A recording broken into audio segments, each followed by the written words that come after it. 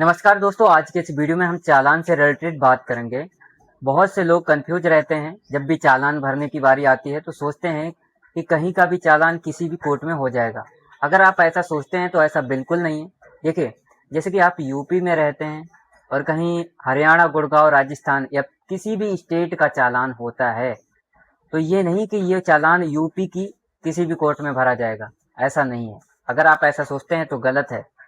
मैं आपको बता दूं, देखिए, चालान जिस भी ज्यूरिडिक्शन क्षेत्र में कटता है तो वहीं की कोर्ट में भरा जाता है। जैसे कि मैं आपको बता दूं कैसे पहचानेंगे कि आपका चालान कहाँ का है। तो हमारे पास इस तरह का चालान एक फॉर्मेट है। देखिए, जैसे कि ये चालान का पूरा फॉर्मेट है, इसमें यूपी यूपी की गाड़ी है और जो चालान संख्या लिखा है उसके आगे यूपी करके 2041 इस तरह से मेंशन है। तो अगर यूपी लिखा है पहले तो समझ जाइए आप पहली बात कि ये चालान यूपी का है, यूपी के किसी कोर्ट में भरा जाएगा। दूसरी बात ये ध्यान रखें, जो इसमें घटना स्थल है, जैसे इसमें स्थान जो दिया गया है वो सूरजपुर, ग्रेटर नोएडा, गौतम बुद्ध नगर, मतलब कि ये ग्रेटर नोएडा में भरा जाएगा। तो ग्रेटर नोएडा की जो कोर्ट है, यहाँ पे देखिए ये लिखा है सेक्टर 14 है नोएडा, तो ये मतलब नोएडा की कोर्ट में भरा जाएगा, यहाँ पे साफ साफ मेंशन है। दूसरा मैं फॉर्मेट आपको दिखा दूं, एक हमारे पास इस तरह का चालान है, सेम ऐसा ही है दिखने में। यहाँ पे भी यूपी चालान संख्या लिखा है और जो घटना का स्थल है वो गाजियाबाद, उत्तर प्रदेश, और यहाँ पे जिला गाजियाबाद लिखा है। तो मतलब कि ये गाजियाबाद की कोर्ट में भरा जाएगा। एक और मेरे पास फॉर्मेट है आपको दिखाने के लिए। कुछ चालान आरटीओ में डायरेक्ट भरे जाते हैं।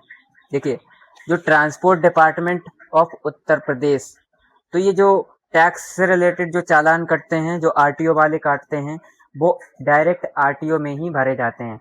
लेकिन अगर आप कोर्ट से भरना चाहते हैं तो कोर्ट से भी भर सकते हैं, लेकिन आपको ध्यान रखने की ज़रूरत है, कोर्ट में आपको एप्लीकेशन फाइल करना होता है, फिर रिपोर्ट मंगाई जाती है आरटीओ से। जब आरटीओ से रिपोर्ट लग के आ जाती है कोर्ट में, तब उसमें जज साहब जो है वो जुर्माना डिसाइड कर लेते हैं कि आपको जुर्माना देना कितना है। आरटीओ के चालान जो होते हैं उनमें ज़्यादातर छूट नहीं होती है, जो कि टैक्स होता है, टैक्स में कोई छूट नहीं होती है। बाकी जो चालान होते हैं अलग अलग डिस्ट्रिक्ट कोर्ट के अकॉर्डिंग, उनके रूल के अकॉर्डिंग वहाँ पे उतना ही डिस्काउंट होता है।